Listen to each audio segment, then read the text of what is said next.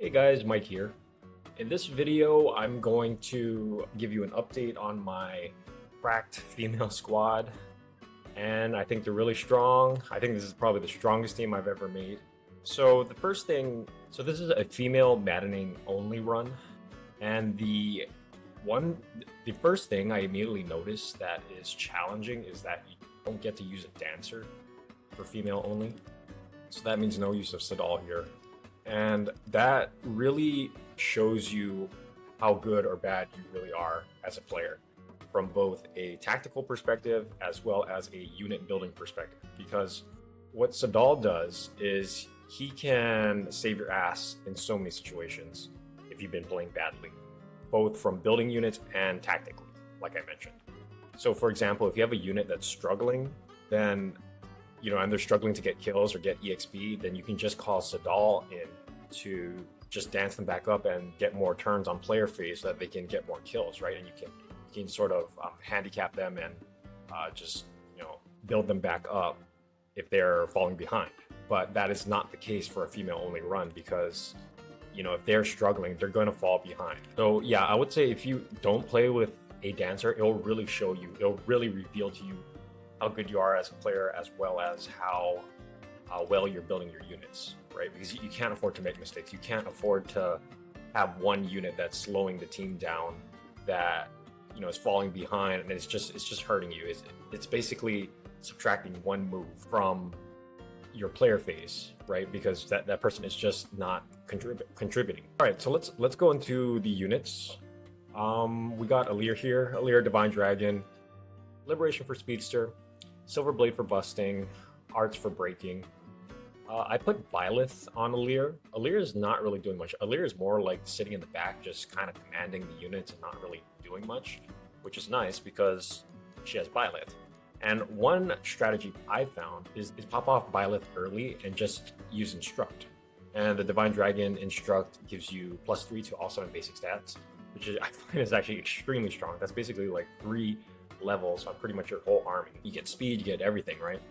You get strength, all that good stuff. And so you pop off Byleth early or engage early. You use Instruct for the first turn, and then on the next turn you can use Goddess Dance. So that makes sure you're getting your Instruct and your Goddess Dance in, rather than just popping off Byleth when you want to use Goddess Dance. That can work, and that's totally fine. But if you want to get the Instruct in as well, I find popping off Byleth just like one more turn earlier than you're used to is a really good strategy. And Alear has no problem building meter with Liberation, so I think she's a really good candidate for Byleth. And I find it worked really well. For skills, we have Canner and Repo, nothing special. It's just standard Divine Dragon Alear. So not much more to say about that. We do have 1500 SP. Maybe I'll figure something out. Maybe Sword Power, I don't know. But Canner and Repo is totally fine for now. Stats are pretty good. Strength is a little low. That's what the Silver Blade is for, in case I actually need to hit something really hard, then the Silver Blade can come in. And her avoid is pretty decent, so even though she uses the Silver Blade and might get attacked, it's not the end of the world. She might dodge that attack. So that's Alear. All right, Jade. Jade just went General and Ike on her. Overpowered. Again, I'm saying this is probably like the 100th time I'm saying it. General is a really good class. It's a really good enemy phase class. You just sit them out in front, they don't take damage from any physical units, and they just pimp slap anyone that tries to attack them with the Silver Great Axe. It does a lot of damage. Even if it doesn't straight up kill them, it's really good for setting up kills because it leaves the enemy at like 5% HP. And then you can just come in with other units you want to train, like maybe Anna or someone else, and they can just finish them off on the next player phase. So it's really good for setting up your next player phase, right? And if it doesn't just straight up kill them. Defense, pretty fantastic at 5, just doesn't take damage at all, and then combine that with Resolve and Laggish Friend is really nice as well for not taking damage.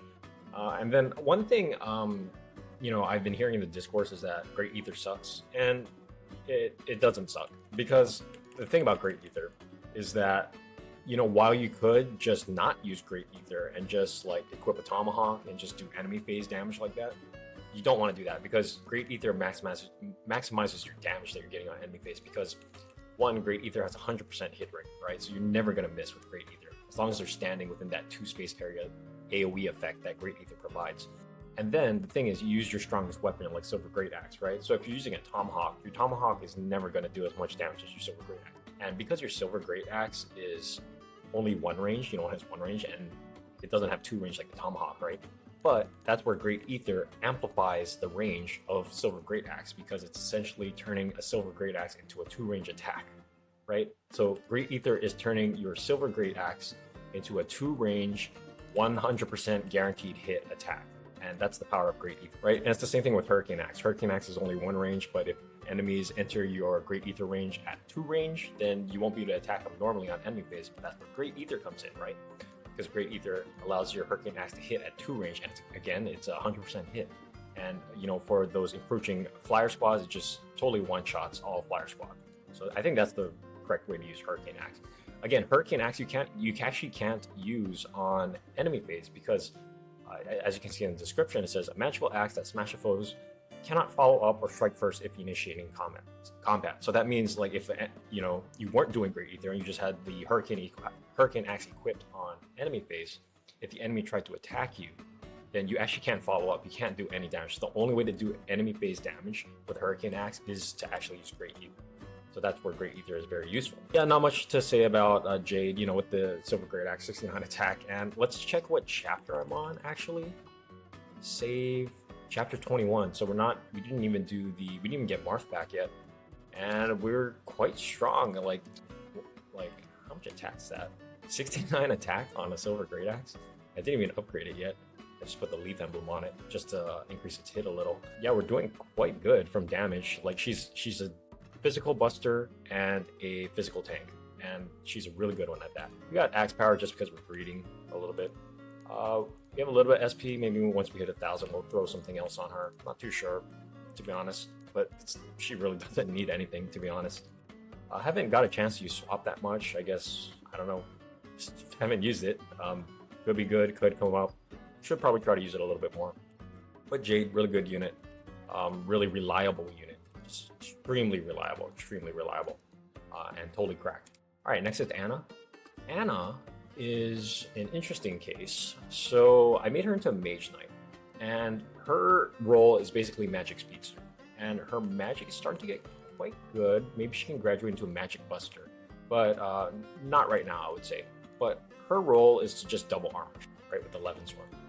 And the issue with Anna is that her build is extremely low, and her growths and build are extremely low. So you have to find a way to patch up her build. It makes sense. She's like really small, right? So basically, if the unit is really small or really tiny, like Saline or Anna or Lapis, or if they're just tiny, like even Fram, then they're gonna have build issues, right? So how I decided to fix that was I just equipped Leaf.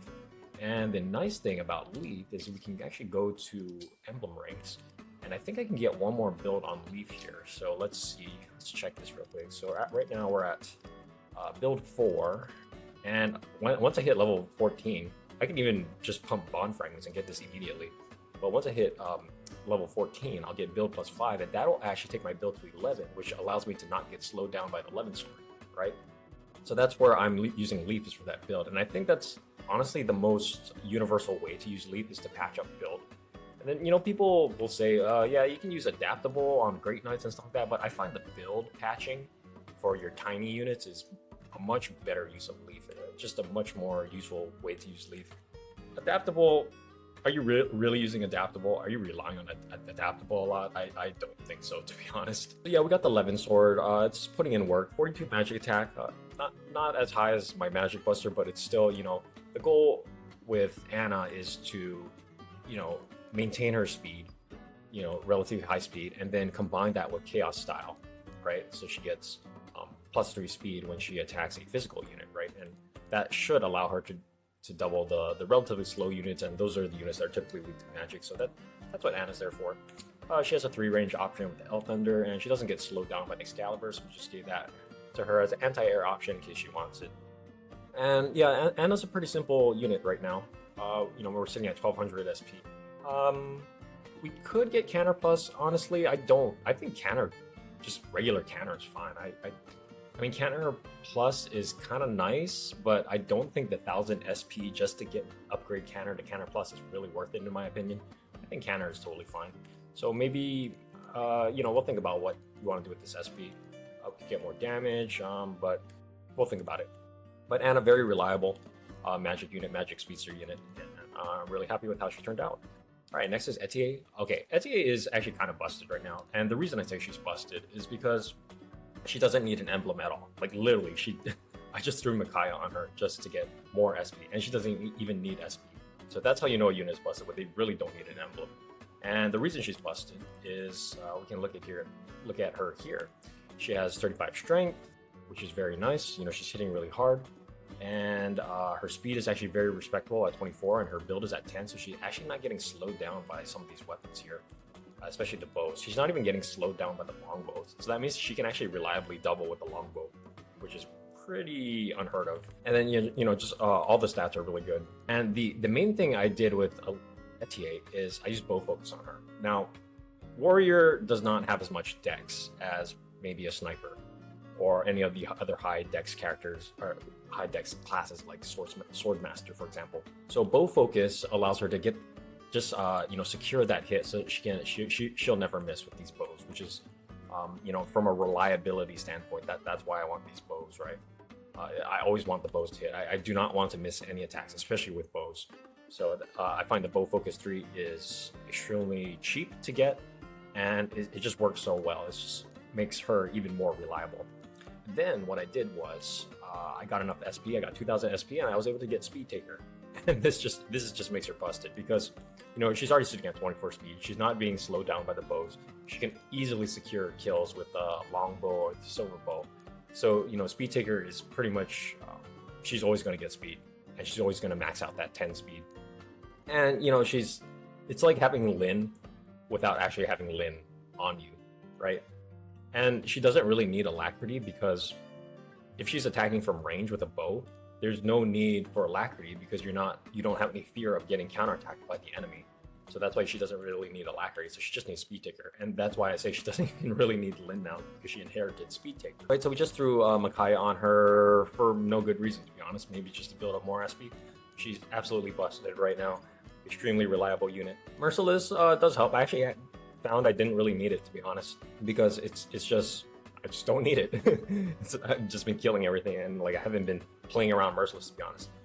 You know, I did that video about using the Fracture Staff to break units, and they can fire off an Asher Storm, and combo that with Merciless to do even more damage to the Asher Storm. I still have that in my back pocket if there's a map that demands it, but like I said, I don't really prioritize putting Lin on Etier right now. She really does not need any emblem right now, so that's how I know she's really strong. She's very reliable, and she contributes in all sorts of situations.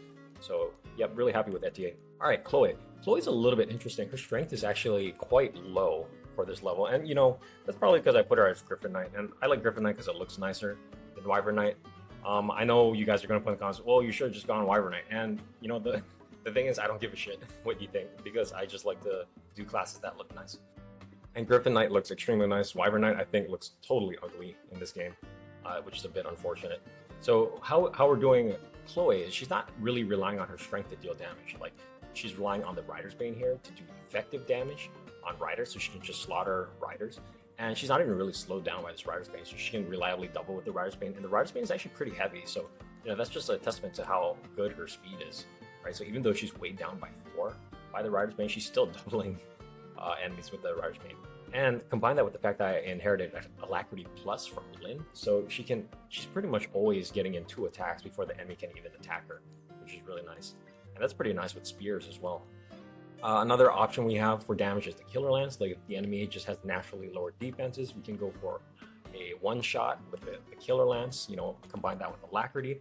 You have the Lin Emblem bringing its crit up to 71, which is incredibly high. Combine that with Alacrity, you're pretty much always going to crit with this. The only downside to the Killer Lance, you can see its physical attacks at 27.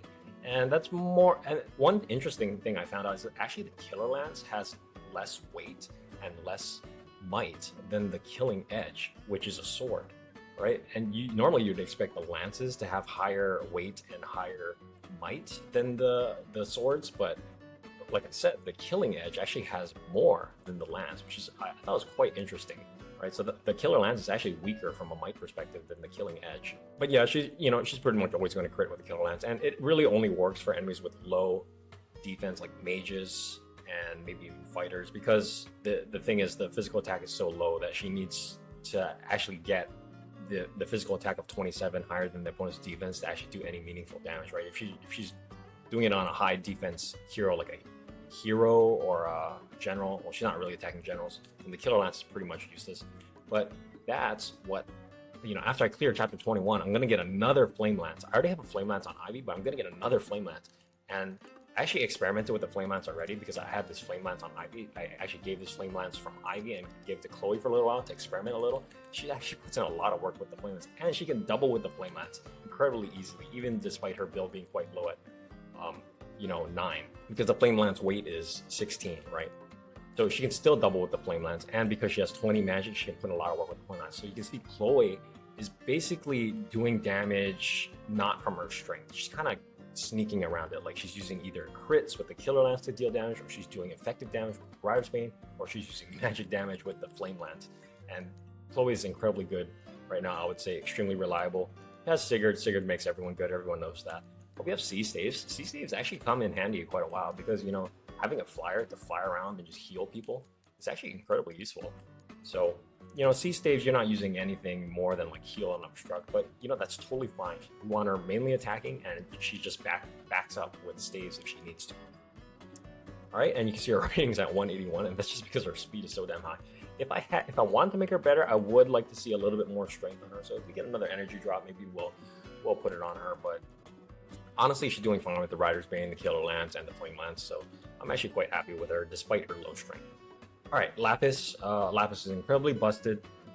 Put in so much work this run. I wouldn't be surprised if she has MVPs for a lot of the maps because, and the real reason for that is because of Killing Edge with the Corrin emblem. You can see its crit is at 82, and I know people bitch and moan about, oh, well, Share Spoils decreases her crit by -10, and it's like, I don't give a shit. I actually don't even care. Like, she's standing next to an ally unit, she gets that -10 crit, to be honest, because she still crits anyways. It's like, yeah, sure, it's a bane to her to have -10 crit, but like, I haven't really noticed. Like, if I wanted her to crit and I needed her to crit, she just crits. In the very extremely rare case that she does not crit, we always have units to cover for her, and they can always finish the enemy off. It's not a big deal, to be honest, this crit -10. So yeah, Killing Edge. Armor Slayer, she has respectable strength of 22. She actually does decent damage with the Armor Slayer, so she can actually hit an armor. The nice thing about armor, she's always going to double the armor as well, so she gets 2 hits on the armor, and she has inherited Alacrity. Probably get this up to Alacrity Plus since we have over 1,000 SP, so that'd be pretty cool. We do have a busting option with the Silver Blade as well, and the Silver Blade is also there for Twin Strike, to just make Twin Strike do a shitload of damage. Yep, Lapis, extremely reliable, can hit all kinds of units. Armor Slayer, Killing Edge, Silver Blade, just all sorts of situations. Worm Slayer, like this Worm Slayer isn't even upgraded, and it can just totally shred Wyvern Knights as well. It's one option. Probably can upgrade this as well. Dex and speed, quite fantastic. So here, interestingly, the Killing Edge, like you can see the Killing Edge here. If I go into inventory here, and then I go to Killing Edge, you can see the weight is actually 10, and that's actually more than the Killer Lance. Because if you go to the Killer Lance here, the weight is actually 7.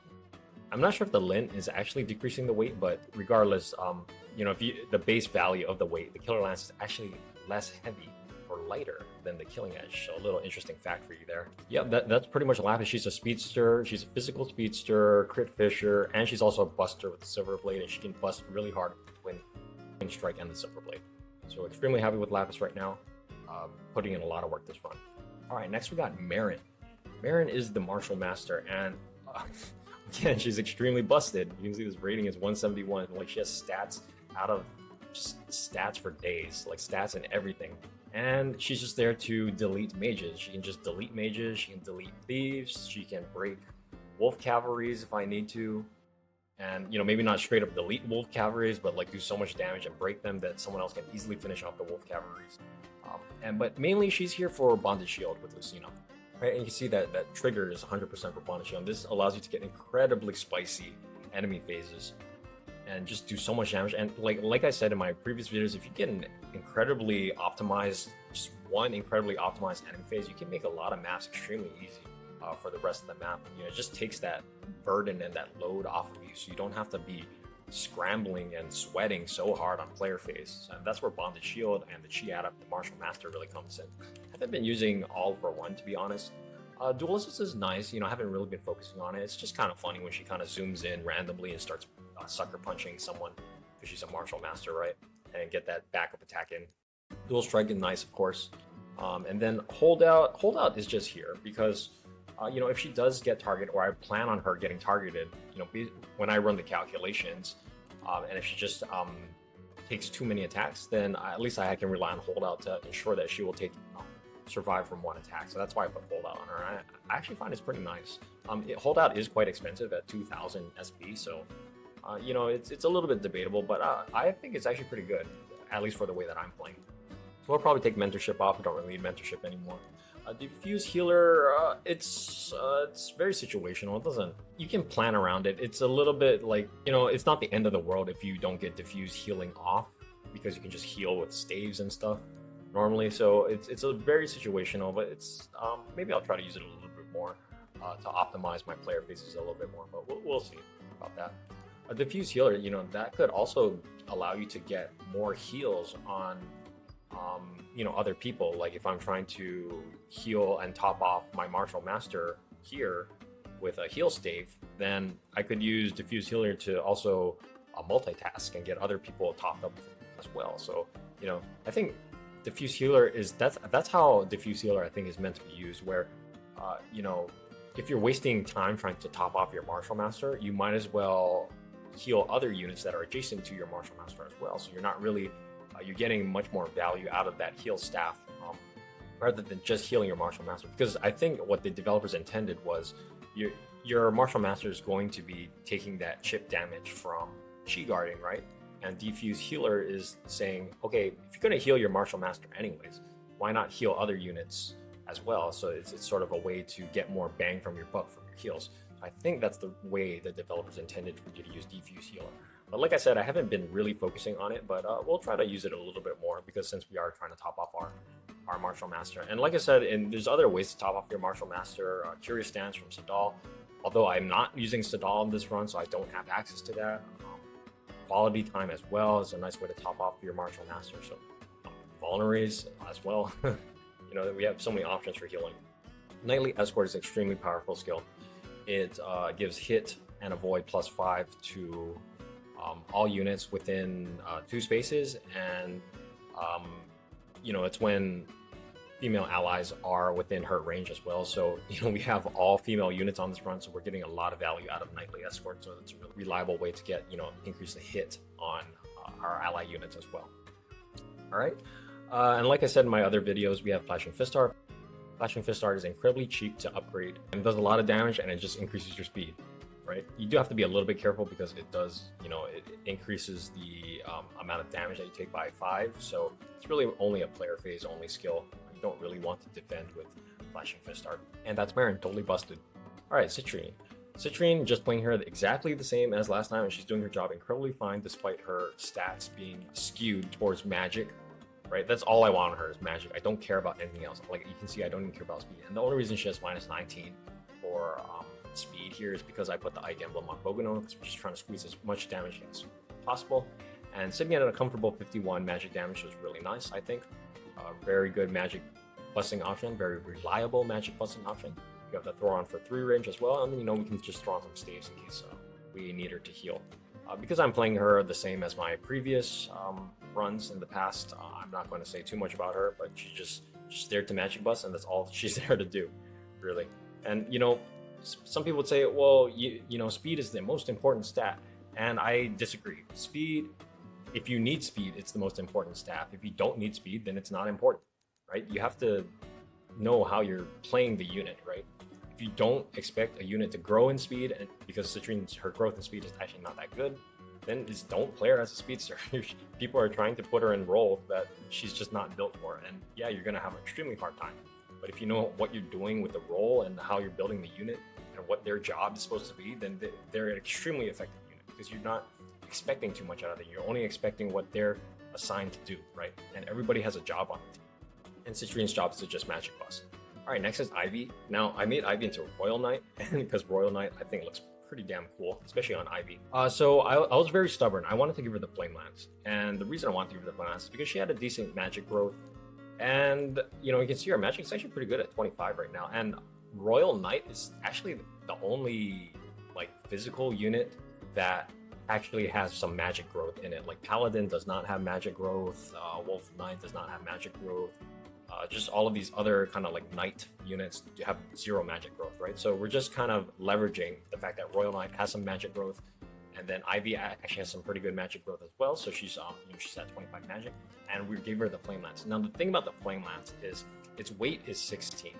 It's not meant to be used early to mid game because even your high build units do not have enough build to rock the Flame Lance effectively, right? Flame Lance and all the Brave weapons are end game weapons. They're meant to be used once your units are, you know, trained up and grown and are, you know, very elite fighters, that they are capable of using those high level weapons, right? And I think that the Fire Emblem Engage game has done a very good job from weapons perspective on making sure that you're not using these advanced weapons too early. And Flame Lance, I would say, is sort of an advanced weapon. So that's why in the mid game, I was struggling a little. I was kind of pushing her a little bit to use the Flame Lance, although she was a little bit unprepared to use the Flame Lance. So she was struggling because the weight was just so heavy. So how I kind of patched her up was I gave her build +3, inherited that from Leaf. That actually helped a little. Eventually she got some build on some level ups, and she's able to get her build to 13. And then we also patched up the Flame Lance by giving it the Sigurd emblem on the Flame Lance, which decreases its weight by 1. So now the weight of the Flame Lance right now is 15. And Ivy has also had fantastic growth in speed in the meantime, so she's not really weighed down by the Flame Lance anymore. She can reliably double, right? And even though we do have Lyn on her, I'm probably going to take Lyn off of her and put it on someone else. I think she's doing just fine. Even, you know, Lyn does help her a little, but, you know, doubling with the Flame Lance, getting that break with the Lance, weapon triangle advantage, and doing magic damage, I think it's a really good fit for her. And she's reliably doubling all units that are magic, like armors, those type of units as well. So Flame Lance is doing really well for her, and I really like how it turned out. Again, we have Lyn on her. You know, she's not really doing this kind of stuff. If we do need bows, we'll just pop out Lagear again just to shoot some flyers. But yeah, Speed Taker, Alacrity, all the typical things that you expect from Lyn. Reforge we actually don't use at all. I think Reforge is kind of stupid. Single-minded, really only good for bosses. We're not really focusing on that. And again, we're sitting on 1600 SP. Like, we don't, you know, maybe we can put Canner on her. I don't know. Who cares? To be honest, 1600. It's a lot of SP.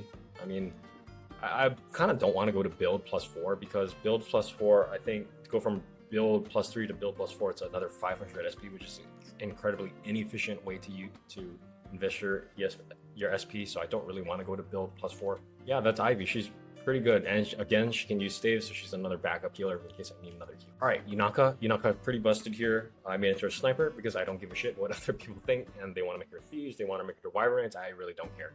So I made it into a sniper, and the reason I made it into a sniper is because she has pretty decent magic growth, and give her the Radiant Bow, and this Radiant Bow will pretty much one-shot any Wyvern Knight because Wyvern Knights are weak to magic, and it has that effective damage multiplier. So Radiant Bow is a great solution to just totally annihilate and delete Wyvern Knights. Killer Bow as well because, you know, she has decent speed now, and she's actually not weighed down by the Killer Bow now with her build of 7. So I think the Killer Bow is a really good match, and she can double units quite well with the Killer Bow, right? So she gets that 2 chances to roll on a crit on every player phase engagement. We did put the Erica emblem on it just to boost the crit as well. She doesn't really need the hit from it. It's just to boost the crit. And, you know, we also got speed +4 on her. And the reason I put speed +4 is because her growth in speed is good enough that I think she'll be able to hit cap in speed, or maybe not hit cap in speed, but grow enough in her speed that she's reliably doubling. So that, and the speed +4 was just more of a mid-game choice by me to just immediately get that speed on her, you know, just that flat speed on her so that she can start doubling. And honestly, a more long-term, better solution would probably be Speed Taker. You know, but Speed Taker is 2000, and, you know, I just didn't care. I was just like, you know, speed +4, just give me a flat speed. I'm good with that. Reposition, you know, just for utility as well. No distractions is really nice. You get that crit +10 when you shoot an enemy that can't counter attack you. So we're pretty much always getting a crit plus 10, a free crit plus 10 when we're shooting at range with a bow. Train to kill, we'll get another crit plus 15 if we can find some bushes to hide in, but not really focused on this as well. And if this killer is sitting at 68 crit, we get no distraction with crit plus 10, then that's essentially 78. That's pretty much always going to crit, and especially when you're getting 2 attacks. We're not really using the brave bow, to be honest. It's just a little too heavy for her. We don't really need it.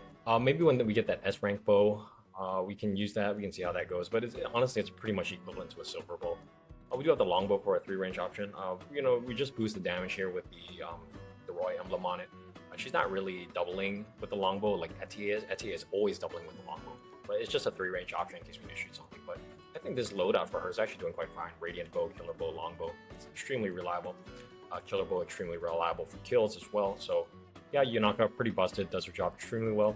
Sitting at 1000 SP as well, so you could pick something up as well. But you can see I'm sitting on so much SP, and I really don't feel like a need to use them because this run is extremely comfortable right now. Like, I'm not struggling at all. So, I mean, we could put counter on her. That's one thing we could do. Anyways, Yunaka pretty busted as a sniper. If you play the classes right and you know what you're doing with the classes, then you can play whatever class you want. Like, I know how to play a sniper, so I'm gonna pick sniper because I think sniper looks pretty cool. I think her outfit looks a little strange though, with the pink on it. Like, if they made a darker purple as the base color instead of that pink for her sniper outfit, I think that would have looked a little nicer. But I'm pretty happy with how she's playing as a sniper, so pretty good. All right, Fram. Fram is a high priest, and again, it goes with the same thing. I just play whatever class I feel like. I don't really care. So High Priest, I would admit is a little bit weaker, and the reason it's weaker is because you only have B tomes and B fists. Now, in that mid game, you want damage options. You want to be damaging properly, but with B tomes, you're only stuck at Hellfire. You cannot equip Boganone with B tomes because Boganone is an A tome, right? So her only option to do damage is as a magic speedster, right? So I found that her speed was actually struggling a little bit in the early game, and that was it was quite bad because she could only just chip enemies. She couldn't really like straight up kill enemies with a double or anything like that. So it was struggling a little bit, but her speed was able to kind of pick up a little bit. So now she can actually reliably double armor. So that's actually pretty nice with the Hellfire. She can do decent damage like that. But her main thing is I feel like High Priest is more of an end game class because the thing High Priest gives you is S staves, right? S staves is more of an end game thing, right? And her whole thing, her whole shtick is that I want her to use these offensive staves like Fracture, Trap, and Freeze. But the thing is, with offensive staves, the enemy can resist those offensive staves and they can decrease the hit, right? So there's a chance you might miss. So that's where I inherited Divine Pulse Plus. And this actually works. I actually tested it. It actually works. And Divine Pulse Plus, it says, may turn a missed attack into a hit, trigger 50%, increases with luck, high luck. So actually our luck is doing pretty good right now at 22. So I believe it's 50 plus 22, so trigger is 72%. And that's really nice because, if you have like a 50 to 70% chance to hit with like any trap or a fracture staff or a free staff, then you can roll on Divine Pulse to increase the chances. You essentially get a second chance, and it kind of effectively increases that hit rate to maybe around 80%. I would still like to get a little bit more luck on her to make more effective use of Divine Pulse, but I actually found that it works because when I tried it, tried to use like a free staff on someone, and then actually I saw Divine Pulse actually procced, and it actually worked. So it actually works for states, which is pretty nice. You could go Staff Mastery as well to increase the hit, just the flat hit on staves, but I think long-term Divine Pulse is actually more effective for increasing the hit rate on offensive staves compared to Staff Mastery, especially when you can grow your luck quite high. So yeah, Fram is more of a support. She's mainly healing. She's not, she's just a magic backup with the Hellfire. She's not really supposed to be doing much with the Hellfire. It's just in an emergency if I need someone to fry someone with the Hellfire, then she's just there just in case, right? But she's mainly there to use staves, mainly there for utility. We needed the build on her so that she wouldn't get slowed down by Hellfire. Interesting because the weight on Hellfire is 7. So we just threw that on her, and again, we're sitting on 1000 SP, and we have nothing to really use it on, to be honest. Could put it on cannon. That's another thing we could do.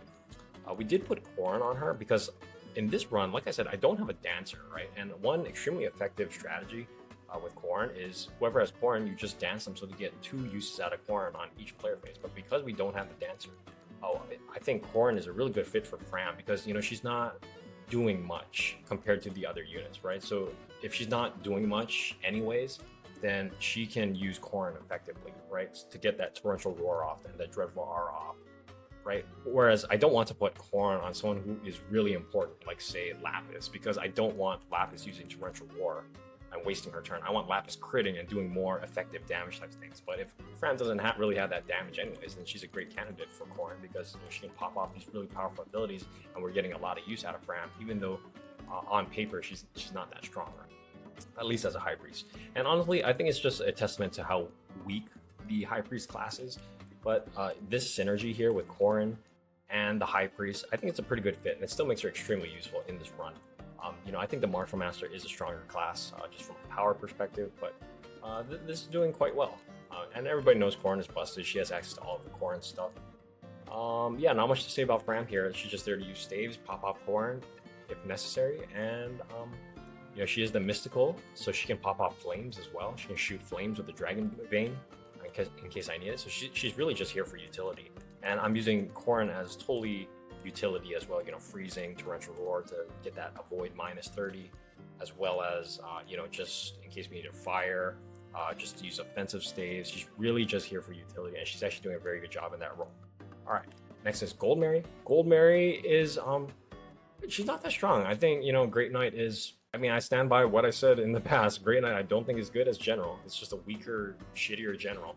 So, Great Knight, we do have the poleaxe +4 with the Bile emblem on it. It's actually putting in a lot of work. The hit rate on the Bile emblem is really nice. The fact that Violet gives, dodge on that and increases the avoid as well, and it slightly increases the crit. This poleaxe has actually been putting in a lot of work and making it reliable. The issue with the poleaxe is that its hit is quite low at base because it is an axe. And, the Bile emblem really patches that up. Then, we're getting that effective damage on horses and wolf knights, and Gold Mary's doing a really good job with that.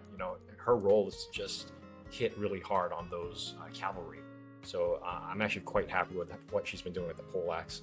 These other weapons on her, I actually haven't been using at all. Braveland Spear. Sure, the spears are just for 2 range, but I haven't really been using it. Honestly, I just used the poleaxe. She can just run with the poleaxe, which is pretty nice. And we did throw Roy on her for now because, she is a physical tank. Not as good as Jade, but she is a physical tank. And, that holdout really synergizes well with her role as a physical tank. We have Rise Above as well, which is really nice because she can get more defense as well and more HP and just more, well, maybe not HP, but more strength, just more stats from Rise Above, which makes her more beefier, which synergizes well with her role as a physical tank. Blazing Lion haven't really been using. The issue with Blazing Lion on her is that she can't use swords. Maybe I could reclass her into swords and axes so that she can maybe equip a Silver Blade or something and fire off a strong Blazing Lion. But, we're not really focused on Blazing Lion, and, she can't really take too much advantage of that. Momentum, just to get more attack power, because she is a knight, she has that 6 move, so, more effective true attack from momentum is really helpful. And, it's not an issue. She's not doubling anyway, so she's really only doing 1 attack, so momentum is good synergy from that perspective. She's only boosting that 1 meaty hit with the poleaxe. Do have Canter. Canter's pretty useful. Allied defense haven't been really using that much. But yeah, that's Gold Mary. She's just there to really take hits, honestly. Her defense is quite good, even as a Great Knight at 35.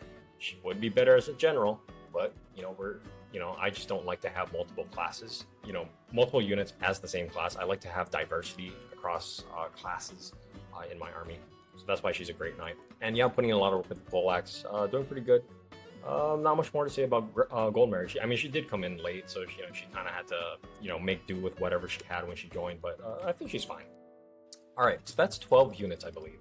1, 2, 3, 4, 5, 6, 7, 8, 9, 10, 11, 12. And then, okay, so our 13th unit we're going to bring on is Panette. Once we start getting 14 deployment slots, we're going to try and raise Panette back up. You can see here I tried to make her into a Sword Master. It didn't quite work out. Around chapter 12 or 13, I thought it was funny. Tried to make her a Swordmaster. The unfortunate thing is that going from Berserker to Swordmaster dropped her strength by -7. So she lost a lot of strength, and she just did not have any good weapon options. She just didn't work out as a Swordmaster. So, from chapter 13 on, now we're on chapter 21. I just didn't deploy her at all because, again, another thing too is we didn't have enough deployment slots. So we couldn't really afford to put Panette in.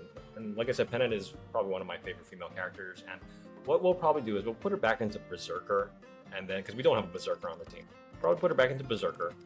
And once we get those deployment slots in, we'll probably take Lin off of Ivy and just patch Pennant up with Lin. So honestly, Ivy does not even really need Lin, to be honest right now. Like, that's how I know my team is strong, because it's like when you're starting to say, you know, you don't really need that emblem anymore. Like, Ete doesn't really need an emblem anymore. Then that's how you know your team is pretty strong. So Pennant can take Lin. Hopefully we can get some levels on Pennant. Turn her back in Berserker, turn her into a physical buster so she can actually start to contribute. That's my plan for Pennant for the end game, once we get those 14 deployment slots.